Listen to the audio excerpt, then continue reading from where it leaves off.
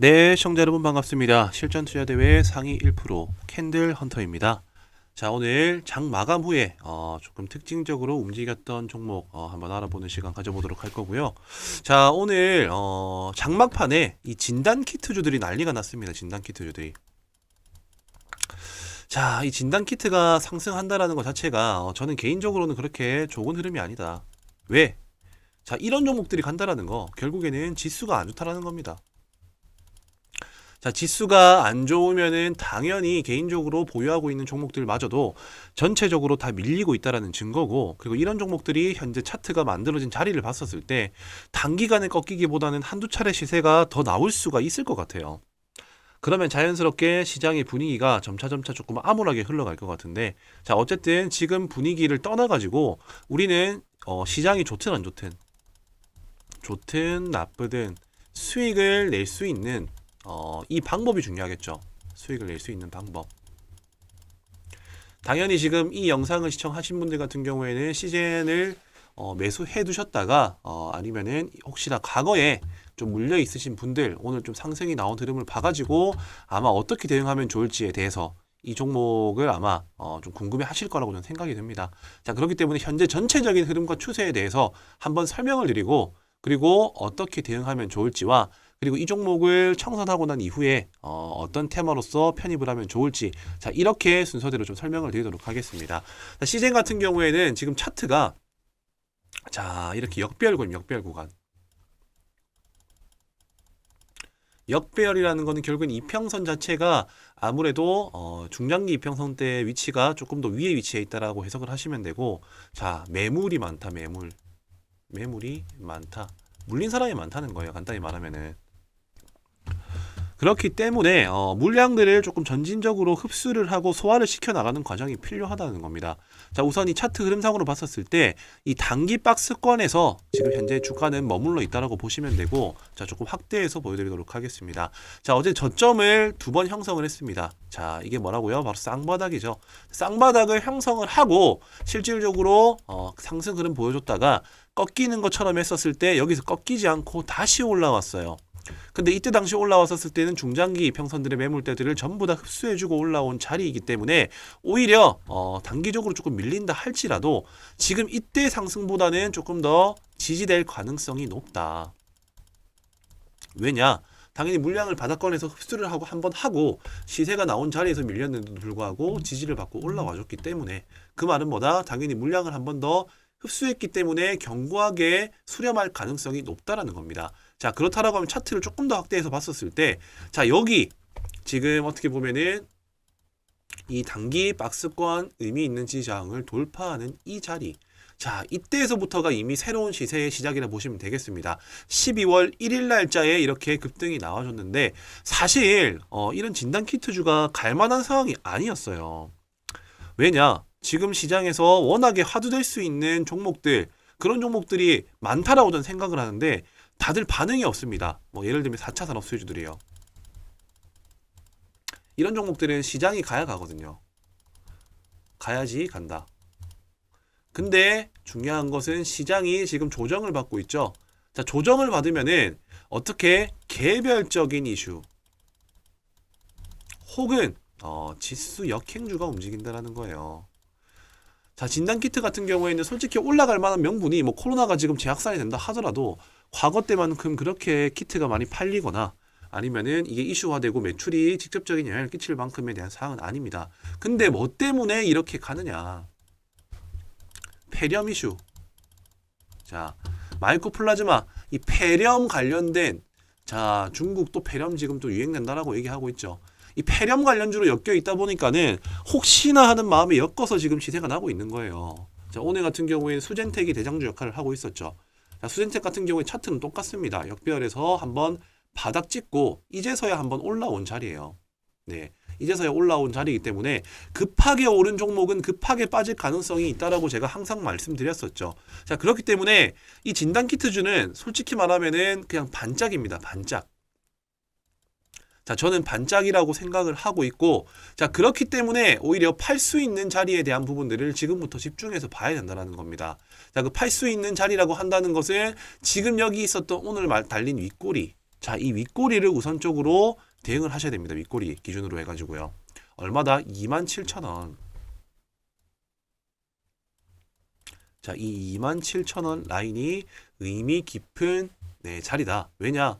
오늘 고가인과 동시에 중장기 매물대 중에서 360선하고 맞물리는 자리라서 이 자리를 재차 한 번 더 뚫어주면 한 차례 더 큰 시세가 나올 수 있습니다.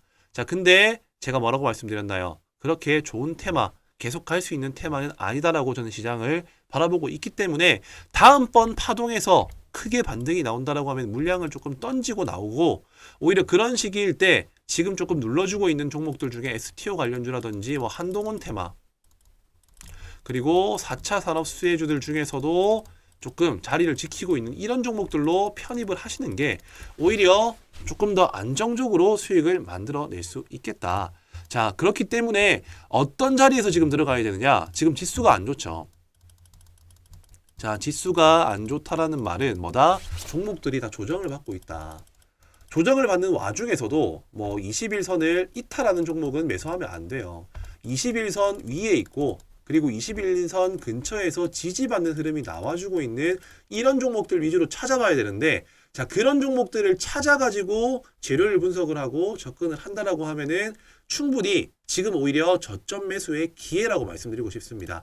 자, 이 저점 매수에 대해서 오늘 제가 조금 심도 깊게 한번 설명을 드리도록 할 테니까요.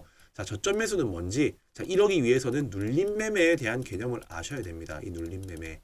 올바른 눌림 매매, 무조건 싸다고 사는 게 아니라 어떤 거래량과 어떤 차트의 움직임이 나와줬었을 때 접근을 하면 좋을지에 대한 이 눌림 매매에 대해서 지금부터 제가 설명을 드릴 테니까 딱 집중해서 2분 정도만 한번 경청을 해주시면은 분명히 큰 도움이 되실 겁니다. 자, 2분 정도만 집중해 주시고요. 지금 바로 제가 눌림 매매에 대해서 간단하게 한번 설명드리도록 하겠습니다. 네, 눌림 매매의 원리에 대해서 한번 알아보는 시간 가져보겠습니다. 자, 눌림 매매란 어떤 자리를 의미하는 것인가? 자, 아무래도 이제 뭐 급등주 눌림, 그리고 추세 변곡 눌림, 여러 가지 이 눌림 매매가 있습니다. 자, 그 중에서 제가 말씀드리고자 하는 눌림 매매는요, 돈이 나가지 않은 자리를 체크하는 것이 확률을 높일 수가 있다. 자, 핵심적으로는 일단 이 돈이 나가지 않는 자리를 체크하는 방법에 대해서 한번 설명드릴 거고요. 그리고 눌림 매매는 자, 어떠한 원리로, 자, 결국에는 우리가 확신을 가지고 진입을 하는 데 있어 가지고는 원리를 알고 있어야지 우리가 조금은 더 불안정한 감정을 통제할 수가 있고 접근을 할 수가 있습니다. 자, 그렇기 때문에 어떠한 원리로 상승이 나오는가에 대해서도 제가 설명을 드릴 건데, 자, 이런 부분들도 두 가지의 성격을 가진 시장 참여자의 영향으로 상승이 나온다. 일단 간략하게 제가 핵심으로 이렇게 설명을 드리겠습니다. 자, 첫 번째, 돈이 나가지 않는 자리라는 것은 어떤 걸 의미를 하냐면요. 자, 어떤 특정 종목이 호재성 이슈, 자, 호재성 기사가 나옵니다. 자, 그러면은 당연히 차트가 이렇게 상승과 하락을 이어가다가 어쨌든 뭐 수렴한 상태에서 급등이 나오거나 패턴을 이어가다가 갑작스럽게 대량 거래를 발생시키면서, 자, 여기에서는 대량 거래라는 게 따라 붙습니다. 자, 대량 거래를 발생시키면서 급등이 나옵니다. 자, 급등이 나왔다라는 말 자체가 어쨌든 신규 매수자들, 그러니까 상승을 기대하는 사람들의 매수 심리가 과열됐었을 때 나오는 구간이고요. 자, 이렇게 올라가다가 당연히 조정이 발생이 돼요. 조정. 자, 이게 조정인지 하락인지는 우리가 체크할 수 있는 포인트는 바로 뭐다? 바로 거래 대금과 같은 말입니다. 거래량입니다. 자, 호재성 기사를 가지고 상승을 하다 보면요, 어느 순간 멈추는 구간이 발생을 해요. 자, 사람마다 당연히 수익을 만들어내고자 하는 욕심의 크기가 다르기 때문에, 자, 이쯤 돼서는 나는 충분히 수익에 만족할 수 있을 것이다 라는 그런 심리로 인해서 주가가 떨어지게 됩니다. 즉 조정이 나오는 거죠. 자, 이때 하락인지 아니면은 조정인지를 체크하는 방법은 거래량이 만약에 많다. 자, 거래량이 높다. 자, 그러면은 하락으로 이어질 가능성이 높다라고 보시면 되고요. 그리고 반대로 거래량이 낮다라고 하면은 오히려 조정이 될 가능성이 높다라고 이해를 하시면 된다는 겁니다. 자, 왜 그러냐? 자, 거래량이 당연히 많이 들어와 가지고 급등을 했다라는 말 자체가 수익권인 구간의 물량을 현재 이 종목은 지금 잠재적으로 물량을 지고 있는 사람들이 많다라는 거 되겠죠. 자, 근데 거래량이 나오지가 않아요. 이렇게 그렇게 많이. 그 말은 뭐다? 수익을 기대하는 사람들의 심리와 매수세가 팔고자 하는 사람들의 심리를 이기고 있는 와중에 조금씩 물량이 나왔기 때문에 이런 거래량이 없는 조정이 발생한다는 거예요. 따라서 상승은 나왔다. 이 상승하는 데 있어 가지고의 거래량은 정말 많은데, 자, 거래량은 어떻게 보면은 뭐 정말 높은데, 이렇게 오히려 이렇게 하락을 할 때, 자, 이렇게 하락을 할 때 당시에 거래량은 현저히 작다라고 하면은, 자, 당연히 이 들어온 물량만큼의 돈이 빠져나가지가 않았다라고 해석할 수가 있기 때문에 돈이 나가지 않은 자리다. 그리고 상대적으로 상승의 탄력이 만들어질 수 있다라고 해석을 할 수가 있다라는 겁니다. 자, 그렇다라고 한다면은 이렇게 눌림 자리가 형성이 되었어요. 그럼 눌림 자리가 형성된 건 알겠는데 어떻게 이게 상승이 나와줄 수 있느냐? 단순히 눌렸기 때문에 올라간다 이런 개념이 아니라 여기에는 엄청난 나름대로의 심리가 들어갑니다. 자, 왜냐? 자, 어떤 호재성 기사가 나왔는데 갑자기 갭 5% 상승 출발해, 10% 상승 출발해. 자, 이러면은 투자자의 성향에 따라서 조금은 더 보수적이고 조심스러운 투자자 같은 경우에는 매수 자체를 하지 않습니다.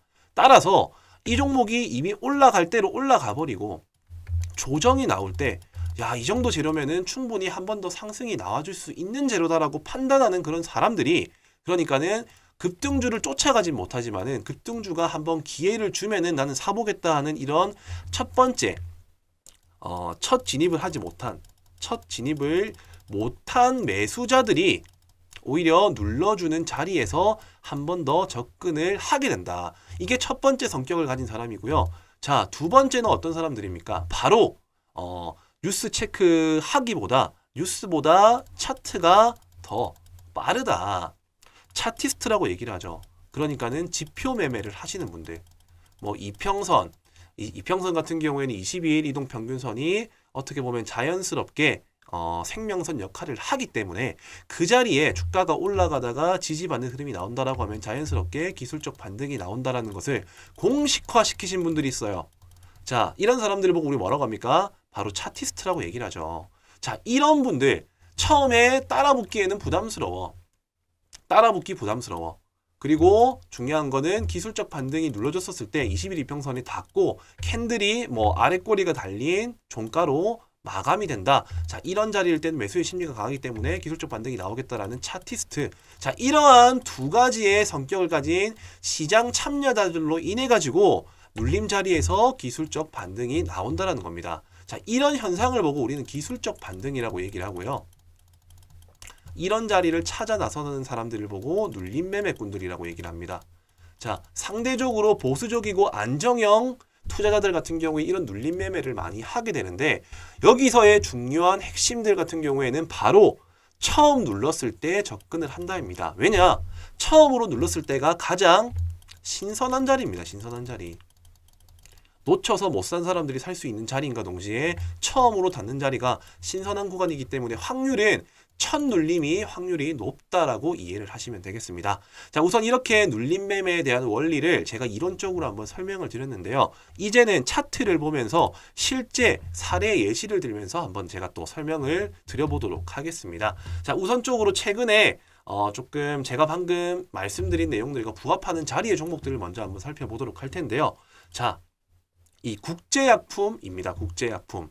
자, 과거에 뭐 미세먼지, 마스크 관련 수혜주로도 엮이기도 했었고, 과거 코로나 관련 수혜주로서도 부각을 받은 종목입니다. 자, 제일 중요한 포인트는 이렇게 거래량을 동반한 큰 대금과 장대 양봉이 뽑히고 난 이후, 자, 이때가 제가 앞전에 말씀드린 찐돌파 구간이라고 말씀드렸어요.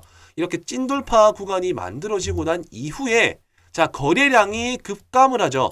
자, 거래량이 급감을 하다가, 자, 이 캔들로서 봤었을 때 아래에서 받쳐주는 흐름이 나오고 20일 이평선을 지지하는 구간에서 기술적 반등이 나와줬다라는 사례. 자, 이런 부분들을 보시면 될 것 같고요. 그리고 두 번째 K옥션이라는 종목입니다. 자, 이 종목 같은 경우에도 최근에 핫한 증권형 토큰 이슈로서 이 STO 관련주라고 보시면 되겠는데, 저점을 형성을 하고 새로운 추세를 만들어가는 도중에 아직까지는 그렇다 할 거래량이 없었습니다. 자, 근데 최근에 의미 있는 저항대 라인을 대량 거래를 발생시키면서 뚫어줌과 동시에 연속적인 상승이 나와주고요. 연속적인 상승이 멈추고 자연스럽게 거래량이 급속도로 줄어드는 조정이 발생을 하게 됩니다. 자, 마찬가지로 20일 이평선 이 부근에 왔었을 때 지지받자 말자 기술적 반등 바로 20% 상승이 나와줬고요. 자, 이러한 원리들을 토대로 해가지고 시장에서 앞으로 부각받을 수 있는 섹터와 종목들을 분류해서 접근을 한다면은 정말 손쉽게 수익을 만들어낼 수가 있다는 겁니다. 자, 제넥신이라는 종목도 당연히 뭐 바이오 섹터 중에 한 종목이긴 한데 최근에 이슈가 있었죠. 자, 저점 형성하고 거래량이 별로 없다가 가까운 저항대 라인대를 이렇게 대량 거래를 발생시키면서 고점을 돌파하고 뚫어줍니다. 자, 그러고 난 이후에 연속적인 상승 흐름으로서 이어지지 않고 거래량이 없는 이런 조정 구간이 발생을 하죠. 자, 거래량이 없이 음봉으로서 계속적으로 하락을 하다가 특정적인 의미 있는 지지 저항 라인 구간대, 자, 이 구간에서 대량 거래를 발생시키면서 새로운 고점을 형성을 하게 됩니다. 자, 그 이후에도 지금 계속적으로 거래량은 줄고 의미 있는 21 이평선 부근에 왔기 때문에 한 번 더 기술적 반등은 유효할 수 있으나 저는 어디까지나 첫 번째 눌리는 자리가 가장 신선한 자리라고 판단을 하기 때문에 되도록이면은 눌림 같은 경우에는 처음 눌러주는 자리에서 접근을 하는 것이 좋을 것이다. 자, 그리고 이 SG 글로벌이라는 종목입니다. 자, 이 종목 같은 경우는 아직까지 반등이 나오진 않았어요. 근데 비슷한 원리로 움직여줄 수 있겠다라고 판단이 들었기 때문에 저는 이 종목도 관심 있게 살펴볼 필요가 있을 것이다라고 생각을 합니다. 자, 대량 거래 발생하고 난 이후에 의미 있는 이 저항대 라인을 돌파를 시도를 하고요.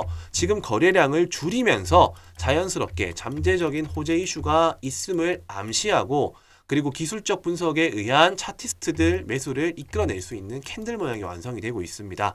자, 그로 인해 가지고 충분히 처음 진입하지 못했었던 사람들이 여기에 돈이 들어온 흔적들을 체크를 해가지고 이쯤 되면은 한번 충분히 접근해 볼 필요, 가치가 있을 것이다. 자, 이러한 심리들이 모여가지고 뭐를 만든다? 바로 기술적 반등을 만들어낸다라는 겁니다. 자, 우리는 주식시장에서 수익을 만들어낼 수 있는 방법은 정말 많아요. 간단하게는 돌파, 그리고 눌림. 자, 이 두 가지만 알고 있어도 충분히 안정적으로 수익을 만들어낼 수가 있습니다. 다만 올바른 돌파 그리고 올바른 눌림에 대한 개념 없이 무작정 올라가면 사고 무작정 내리면 사기 때문에 손실이 난다는 거예요. 오늘 제 영상을 한번 집중해서 들어보신 분들 같은 경우에는 어떤 것이 중요한지에 대한 핵심적인 포인트들을 제가 분명히 설명을 드렸습니다. 자, 그 내용이 뭐다? 돈이 나가지 않은 자리를 체크를 한다. 그리고 당연히 확실한 돌파가 나온 자리에 접근을 해야 된다. 그리고 눌림 매매는 이렇게 상승이 나올 수 있는, 확신을 가질 수 있는 이유는 두 가지의 성격을 가진 그러니까 차티스트들과 처음 진입하지 못한 시장 참여자들에 의해서 돌파가 나오는 거고 눌림에서 상승이 나오는 것이고 그 핵심은 바로 첫 번째 눌림에서 나오는 것이다. 자, 여기까지가 눌림 매매의 핵심적인 내용이다. 이렇게 이해를 하시면 되겠고요. 자, 이런 종목들을 어떻게 발굴하나요? 자, 제일 좋은 방법은 하나부터 열까지 손수 종목들을 다 살펴보시고요. 그리고 이 급등이 나온 종목들 전부 다 분류를 해가지고 이 눌러줄 때까지 기다렸다가 체크를 해서 들어가면 됩니다. 자, 물론 이렇게 하는 방법은 정말 아날로그식 방법이라고 저는 생각을 하고 지금은 어쨌든 트렌드가 바뀌고 있습니다. 최대한 효율적으로 임할 수 있는 방법을 찾아 나서야겠죠. 자, 그게 뭐다? 바로 이 조건식을 활용하는 겁니다. 자, 저는 무턱대고 아무 조건식을 가져와가지고 올라갑니다라고 말씀드리지 않죠. 왜냐? 저는 명확한 근거와 원리들을 설명을 드렸어요. 그런 원리와 부합되는 차트를 포착할 수 있는 이런 조건식을 제가 만들었습니다. 제가 방금 말씀드린 내용들 처음에 추세가 바뀔 수 있는 대량 거래가 발생한 이런 장대 양봉이 나오고 돈이 나가지 않은 자리에서 지지받는 구간, 자, 이런 구간에 종목이 뜰 수 있도록 설정을 해뒀습니다. 자, 그렇기 때문에 저는 방금 제가 말씀드린 조건에 부합하는 종목들만 뜰 수 있도록 제가 설정을 해뒀기 때문에 내가 돌파 매매보다는 조금 이렇게 안정적으로 물려도 그렇게 큰 손실이 나지 않은 자리에서 한번 접근을 해보고 싶다. 자, 그러시는 분들 같은 경우에는 이 조건식 한 개 정도만 충분히 잘 활용한다 하더라도 엄청 시간적으로 시간적 효율을 만들어낼 수가 있다라는 거죠. 종목 하나부터 열까지 살펴보고 그 자리가 올 때까지 기다리는 매매 하지 마시고요. 방금 제가 설명드린 포인트들을 토대로 해가지고 조건식을 활용을 해가지고 그 안에서 종목을 체크를 해가지고 내가 원하는 자리에서 매매를 한다라고 하면은 보다 손쉽게 수익을 만들어낼 수 있을 것이다. 자, 이렇게 내용을 정리해 드리겠습니다. 제가 특별히 지금 이 영상 조금 긴 시간이었지만 끝까지 집중을 하시는 우리 구독자 여러분들에게만 특별히 이 조건식을 알려드리도록 할 테니까요. 자, 여기 위아래 보이시는 번호, 자, 여기가 저와 직통적으로 연락이 닿을 수 있는 제 연락처입니다. 자, 이 번호로요. 눌림. 자, 꼭 눌림이라고 남겨주셔야 됩니다. 왜냐? 돌파도 있고 눌림도 있어요. 자, 집중하시고 영상 시청하신 분들 알겠지만은 나의 성향과 맞는 매매를 하셔야지 수익이 납니다. 나는 조금 안정형 투자를 원한다 하시는 분들, 자, 여기 보이시는 번호로 눌림이라고 남겨주시면은 제가 장중에 그리고 활용할 수 있는 이런 종목들이 표착될 수 있는 조건식에 대해서 바로 조건식에 대한 내용들을 공유해 드리도록 할 테니까요. 지금 바로 눌림이라고만 번호에 남겨서 전송을 해 주시면 되겠습니다.